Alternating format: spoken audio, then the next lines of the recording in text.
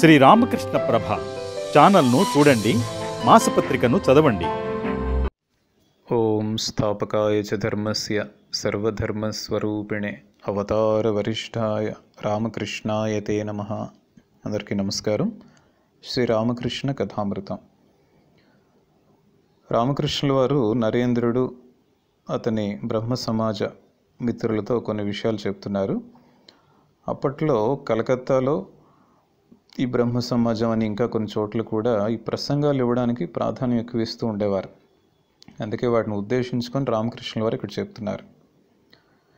మీరు ధ్యానం చేసేటప్పుడు భగవంతునిలో లీనమైపోవాలి. పైపైన తేలుతుంటే సముద్రం లోపల ఉండే రత్నాలు ఎలా అందుతాయి? ఈ సముద్రం నీళ్ళలో మునిగినప్పుడు మొసళ్ళ భయం ఉంటుంది. అదేవిధంగా హృదయ రత్నాకరం అనే లోతు నీటిలో కామక్రోధాలనే 6 మొసళ్ళు ఉన్నాయి. వాటి భయం కూడా లేకపోలేదు. అయితే వివేక వైరాగ్యాలని పసుపు రాసుకొని మనం మునిగినట్లయితే వాటి భయం మనకు ఉండదు. ఈ వివేక వైరాగ్యాలే మనల్ని ఎప్పుడు కూడా కాపాడుతూ ఉంటాయి. ఈ వివేక వైరాగ్యాలు లేకుండా కేవలం పాండిత్యం, ప్రసంగాలు వీటి వల్ల మనం సాధించేది ఏమి ఉండదు. భగవంతుడు ఒకడే సత్యం, మిగిలిందంతా మిథ్య అన్న వివేచన మనలో ఎప్పుడు కూడా ఉండాలి.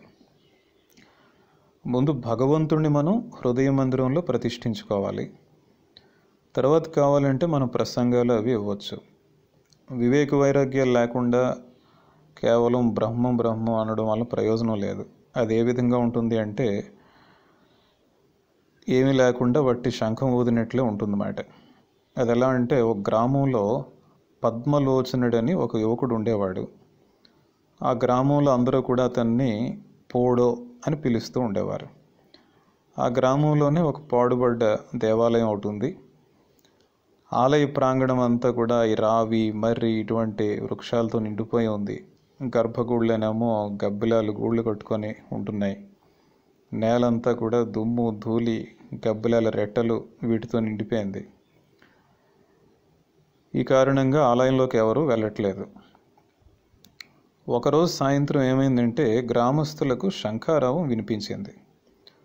ఎట్నుంచి వినిపిస్తుంది శంఖారావం అని అటు ఇటు చూసేసరికి ఆ శబ్దం ఆ పాడుబడ్డ దేవాలయం నుంచి వస్తున్నట్టు అర్థమైంది. వారు అనుకున్నారు, ఈ దేవాలయాన్ని ఎవరో బాగు చేయించి చక్కగా విగ్రహ ప్రతిష్ఠ చేశారేమో, ఆ ఉత్సవం జరుగుతుందేమో, ఏదో ఆరతి ఏదో జరగబోతుందేమో అని అక్కడ పిల్లలు, పెద్దలు అంతా కూడా పరుగున అటువైపు వెళ్ళడం మొదలుపెట్టారు. వీళ్ళు అక్కడ ఏదో విధంగా భగవద్ దర్శనం చేసుకోవచ్చు, ఇక్కడ ఏదో ఆరతి జరగబోతుందని వెళ్ళేసరికి అక్కడ చూస్తే ఇంకేముంది, ఆ పాడుబడ్డ దేవాలయమే కనిపించింది. ఏంటి ఇలా ఉందని ఒక వ్యక్తి నెమ్మదిగా తలుపులు తీసి చూశాడు. చూసేసరికి పోడో ఒక మూలన నిలబడి ఆ శంఖం ఊతున్నాడు అన్నమాట. అంటే అక్కడ విగ్రహ ప్రతిష్ట లేదు, ఏమీ లేదు, అంతా కూడా గబ్బిలాల రెట్టలతో నిండిపోయి ఉంది. ఇదంతా చూస్తూ ఆ గ్రామస్తుడు ఆ పోడోను ఉద్దేశించి ఇలా అంటాడు మాట, ఇది ఏమిరా మందమతి, విగ్రహమా నెలకొల్పవు, మలినమున తొలగింపవు, ఆలయమున శంఖూదుచు గగ్గోలును గావింతువు, ఇది ఏమిరా మందమతి, అహర్నిశంబు ఆగకుండా ఏకాదశి గబ్బిలములు కీకర బాకర మనుచు గందరగోళము చేయగా, ఇది ఏమిరా మందమతి అని వారు అంటారన్నమాట. అంటే మనం హృదయ మందిరంలో ఈ భగవంతుడిని ప్రతిష్ఠించాలి అనుకుంటే, ఆయన పొందాలి అనుకుంటే ఊరికే శంఖం ఊస్తే సరిపోదు. ముందు మన మనస్సుని పరిశుద్ధం చేసుకోవాలి. అక్కడ ఏ విధంగా అయితే మందిరం అంతా పరిశుద్ధం చేసి అప్పుడే విగ్రహ ప్రతిష్ఠ, పూజలు ఇవి చేయాలో అదేవిధంగా ముందు మన మనస్సు పరిశుద్ధమైనట్లయితే అప్పుడే మనం భగవంతుణ్ణి ఆహ్వానించే అవకాశం ఉంటుంది. ఇక్కడే ఏకాదశి గబ్బిలములను ఒక పదం ఉపయోగించారు. ఈ 11 గబ్బిలాలు మనలో ఏంటంటే 11 ఇంద్రియాలు అన్నమాట. కాబట్టి 11 ఇంద్రియాలని కూడా మనం నియంత్రించుకునే ప్రయత్నం చేయాలి. కాబట్టి ముందు మనం మన మనోమందిరంలో భగవంతుణ్ణి ప్రతిష్ఠించుకోవాలి. అప్పుడు కావాలంటే ఈ ప్రసంగాలు అవి ఇవ్వచ్చు. ముందు మనం మునక వేసి ఆ రత్నాలను బయటకు తీసుకురావాలి. అప్పుడు మిగిలినవన్నీ కూడా. ఆ మునక వేయడానికి సిద్ధపడకుండా ఏమీ సాధన, భజన, వివేక వైరాగ్యాలు ఏమీ లేకుండా ఊరికే మనం చిలక పలుకులు పలికినట్లుగా ఏవో 4 మాటలు చెప్పేసి ప్రసంగాలు ఇస్తే వాటి వలన ఏమి కూడా ప్రయోజనం ఉండదు. ఇతరులకు ఉపదేశించడం అన్నది చాలా కష్టమైన పని. అదంతా కూడా భగవంతుని ఆదేశంతోనే జరుగుతుందన్నమాట. కాసేపు తర్వాత రామకృష్ణుల వారు మహేంద్రనాథ్ గుప్తాతో కొన్ని విషయాలు చెప్తారు. భగవంతుని పట్ల నిజమైన ప్రేమ మనలో ఉన్నట్లయితే ఈ రాజు, దుష్ట ప్రజలు, భార్య అంతా కూడా ఆ వ్యక్తి వశంలోకి వచ్చేస్తారు. కాబట్టి ఉండాల్సింది ఏంటంటే భగవంతుని పట్ల నిజమైన ప్రేమ ఉంటే చాలు, మిగిలినవన్నీ అవే సర్దుకుంటాయి అన్నమాట. భర్తకి ఎప్పుడైతే యథార్థమైన భక్తి ఉంటుందో ఆ భార్య కూడా నెమ్మదిగా భగవంతుని మార్గం వైపే వెళ్తూ ఉంటుంది, ఆ మార్గాన్ని అనుసరిస్తుంది. ఇక్కడే మహేంద్రనాథ్ గుప్తా అంటారు మాట, ఈ సంసారంలో ఉండడం చాలా భయంగా ఉందండి అని. ఇప్పుడు రామకృష్ణుల వారు అంటారు, నిజమే. అందుకే చైతన్య మహాప్రభు నిత్యానందుడితో అంటారు, చూడు సంసారంలో జీవులకు గతి లేనే లేదు. ఇక్కడ మరలా ఇది వివరిస్తున్నారు రామకృష్ణుల వారు, మనం అర్థం చేసుకోవాలి. భగవంతుని పట్ల మనకి శుద్ధ భక్తి కలగకపోతే ఈ సంసారంలో మరో గతి లేనే లేదు. ఈ విషయాన్ని మనం గుర్తుంచుకోవాలి. సంసారంలో గతి లేనే లేదు అంటే ఇంక మనకి వేరే ఉపాయం లేదని కాదు. అక్కడ ఉపాయం ఏంటంటే మనం భగవంతునిపై భక్తిని పెంచుకోవాలి. భగవంతునిపై భక్తిని పెంచుకుంటే ఈ సంసారంలో మనకేం భయం లేదు.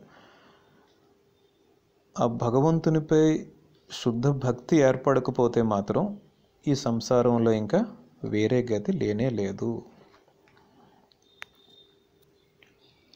అప్పుడప్పుడు ఈ గృహస్థులు ఏకాంత ప్రదేశాలకు వెళ్ళి చక్కగా సాధనలు అవి చేసుకుంటూ ఈ శుద్ధ భక్తిని ముందు సముపార్జించడానికి ప్రయత్నించాలన్నమాట. అప్పుడు సంసారంలో ఉన్నా సరే భయం ఉండదు. చైతన్య మహాప్రభుకి గృహస్థు భక్తులు ఉండేవారు. అయితే వాళ్ళ నామ మాత్రమే గృహస్థులు మాట. ఎప్పుడు కూడా ఈ సుఖాలకి, భోగాలకి ఆసక్తి లేకుండా ఉండేవారు వారు. మరొక రోజు మహేంద్రనాథ్ గుప్తా రామకృష్ణుల వారిని కలుస్తారు. ఆ సమయంలో దుర్గా పూజ సమయం. రామకృష్ణుల వారు అడుగుతారు, దుర్గా పూజకి మీకు సెలవులు ఇచ్చారా, ఎక్కడికి వెళ్ళారు ఏంటి అని. నేను అప్పుడు మహేంద్రనాథ్ గుప్తా అంటారు, అవునండి, అక్కడ కేశవ్ చంద్రసేన్ వారింట్లో ప్రతిరోజు కూడా ఉదయం పూట ఉపాసన జరిగేది. ఆ సమయంలో వారు ప్రసంగాలు ఇచ్చేవారు. ఆ ప్రసంగాలు వినడానికి వెళ్తూ ఉండేవాడిని అని చెప్తారన్నమాట. ఏంటి ఆ ప్రసంగాల్లో ఏంటి చెప్పారు, కొన్ని విషయాలు నాకు చెప్పు ఉంటారు రామకృష్ణుల వారు. అప్పుడు మహేంద్రనాథ్ గుప్తా అక్కడ జరిగిన కొన్ని అంశాలు, అక్కడ విన్న కొన్ని విషయాలు ఇవన్నీ చెప్తారన్నమాట. అంతా విన్న తర్వాత రామకృష్ణుల వారు మాతో ఒక మాట అంటారు, చూడు నువ్వు ఎక్కడకు అక్కడకు పోకుండా తిన్నగా ఇక్కడికే రా. అంతరంగిక భక్తులు ఇక్కడికే వస్తూ ఉంటారు. మనం కూడా ఇది గుర్తుంచుకోవాలి. ఆధ్యాత్మిక జీవితంలో కొంతమంది చేసే పొరపాటు ఏంటంటే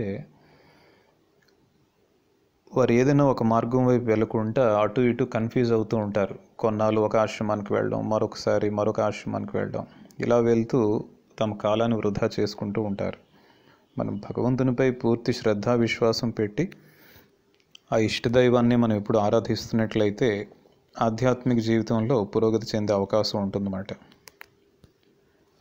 తర్వాత రామకృష్ణుల వారు మాను అడుగుతారు, ప్రస్తుతం నీ భగవంతుని యొక్క చింతన ఏ విధంగా సాగుతుంది, నీకు సాకారం నచ్చుతుందా నిరాకారమా? అంటే భగవంతునికి ఆకారం ఉందని భావించడం, ఆకారం లేదు అని భావిస్తూ కూడా ఆరాధించవచ్చు, దాన్ని నిరాకారం అంటాం. అప్పుడు అంటారు, ఇప్పుడు సాకారం వైపు నా మనసు పోవడం లేదండి, అయితే నిరాకారంలోనూ మనస్సు స్థిరంగా లగ్నం కావడం లేదు అని చెప్తారన్నమాట. అప్పుడు రామకృష్ణుల వారు అంటారు, చూసావు కదా, ఈ నిరాకారంలో ఒక్కసారిగా మనస్సు స్థిరం కాలేదు, అందుకే ప్రాథమిక దశలో సాకారమే మంచిది. సాకారం అంటే భగవంతునికి ఒక రూపం ఉందని భావించి ఆ రూపాన్ని మనసులో ప్రతిష్ఠించుకొని ధ్యానం చేయడం అన్నమాట. ఈ విధంగా ఆ సంభాషణ కొనసాగుతుంది. అప్పుడు మా రామకృష్ణుల వారిని అడుగుతారు, ఈ నిరాకార ధ్యానంలో ఎలాంటి అనుభూతి కలుగుతుంది, దాన్ని ఏమైనా వర్ణించడానికి వీలవుతుందా? అప్పుడు రామకృష్ణుల వారు కాసేపు ఆలోచించి, అదే విధంగా ఉంటుంది అంటే అని ఏదో చెప్పబోయారు. మరలా కాసేపు మౌనంగా ఉంటారు. అప్పుడు రామకృష్ణుల వారు చెప్తారు, దీన్ని బాగా మనం అర్థం చేసుకోవాలంటే సాధనలు ఎక్కువగా చేయాలి. అదే విధంగా అంటే తాళం వేసి ఉన్న ఇంట్లో నుంచి ఏమైనా నిధులు తీసుకోవాలి అంటే ముందు తాళం చెవి ఎక్కడుందో చూసి ఆ తాళం చెవిని మనం తీసుకొని రావాలి. ఆ తాళం తీసి లోపలికి వెళ్ళాలి.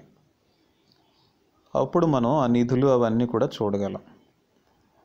మనస్సులో మనం ఊరికే ఇదిగో తాళం చెవిని తెచ్చాను, ఇదిగో తలుపు తెరిచాను, నిధులు చూస్తున్నాను, ఇవన్నీ అనుకుంటే మనకేం ప్రయోజనం లేదు కదా. అందుకే ఆధ్యాత్మిక జీవితంలో కూడా ముందు మనం సాధనలు చేస్తేనే ఈ విషయాలన్నీ అర్థమవుతాయి అని రామకృష్ణుల వారు చెప్తారన్నమాట. అందరికీ నమస్కారం.